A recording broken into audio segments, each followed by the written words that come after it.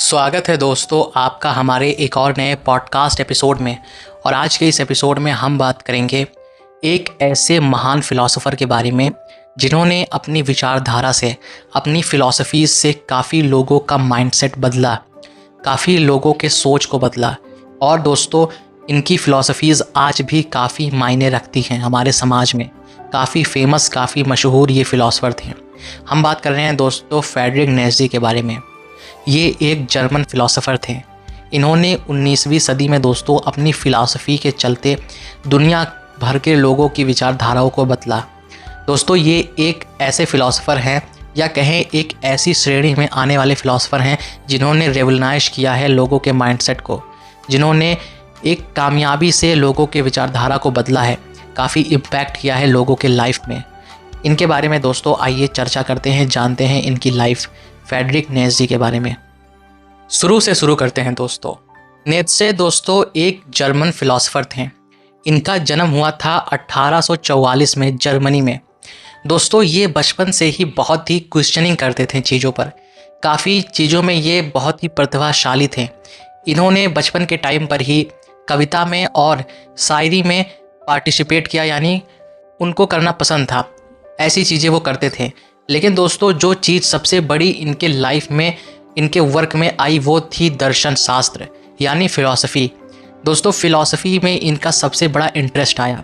इन्होंने फ़िलासफ़ी के फील्ड को एक्सप्लोर करना चाहा। अपने शुरुआती दिनों में या कहें अपने बचपन के टाइम पर ये हर चीज़ पर क्वेश्चनिंग करते थे। रिलीजन पर क्वेश्चनिंग करते थे, या कहें एग्जिस्टेंस पर क्वेश्चनिंग करते थे, पर्पस पर क्वेश्चनिंग करते थे, लाइफ पर क्वेश्चनिंग करते थे, जो एक नॉर्मल सा सिम्टम है जो आगे चल के फ़िलासफ़र बनता है। तो दोस्तों ये थी इनके अर्ली लाइफ। और अगर बात करें दोस्तों, इन्होंने कई विश्वविद्यालयों में पढ़ाई की और अंत में एक प्रोफेसर बन गए। दोस्तों अब बात करते हैं इनके कंट्रोवर्शियल फ़िलासफ़ी के बारे में। दोस्तों ये मानते थे कि ईश्वर मर चुका है, या कहें ईश्वर नहीं है, और हम बिना ईश्वर के भी अपनी लाइफ को जी सकते हैं। ये फ़िलासफ़ी दोस्तों इनकी लाइफ की सबसे कंट्रोवर्शियल फ़िलासफ़ी थी। उस टाइम पर 90s के लास्ट, मतलब दोस्तों 90s के अंत के टाइम पर, और वो भी यूरोप में, ऐसी बातें बोलना बहुत ही बड़ी चीज़ थी। इन्होंने कहा था दोस्तों कि काफ़ी सारे लोग अपने जीवन को जीते हैं, उनके लाइफ में इतने सारे प्रॉब्लम्स आते हैं, इतनी सारी चीज़ें हमारे देश में, हमारे दुनिया में हो रही हैं, बेकार चीज़ें की ही वो बात कर रहे थे।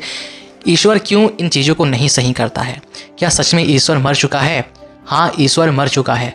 ये दोस्तों इनकी फ़िलासफ़ी थी जो बहुत ही कंट्रोवर्शियल हुई। लेकिन इनका मतलब था दोस्तों कि हम बिना ईश्वर के भी अपने लाइफ को जी सकते हैं। इनका मोटिव था ये कहने का कि हमें एक ईश्वर की, या हमें एक तरीके की सांत्वना की ज़रूरत नहीं है अपने ज़िंदगी को जीने के लिए। हमें इस चीज़ को, रियलिटी को एक्सेप्ट करना होगा कि हम अकेले हैं इस दुनिया में, और हम अपनी मदद खुद से ही करेंगे। कोई ईश्वर, कोई आसमान में बैठा हुआ इंसान हमारी मदद नहीं कर सकता है। ये था दोस्तों कोर फ़िलासफ़ी नीत्शे का। दोस्तों नीत्शे ने काफ़ी चीज़ों का विरोध किया रिलीजन्स में, ख़ास करके क्रिश्चियनिटी में, क्योंकि सबसे बड़ा रिलीजन 90s के टाइम पर, 90 के दशक में क्रिश्चियनिटी ही था यूरोप में। दोस्तों नीत्शे ने नैतिकता के पारंपरिक विचारों की भी आलोचना की थी। उनका मानना था कि ईसाई नैतिकता जो दया और त्याग पर आधारित है, कमज़ोरों के लिए बनाई गई है। ऐसे लोगों को बनाई गई है दोस्तों, ऐसे लोगों के लिए जो एक अपने लाइफ में सांत्वना चाहते हैं। इनको रियलिटी से कोई मतलब नहीं है, इनकी लाइफ को जैसे चलाया जा रहा है वैसे ये चल रहे हैं। ऐसे लोगों के लिए बनाई गई है ये चीज़ें, इनका ऐसा मानना था।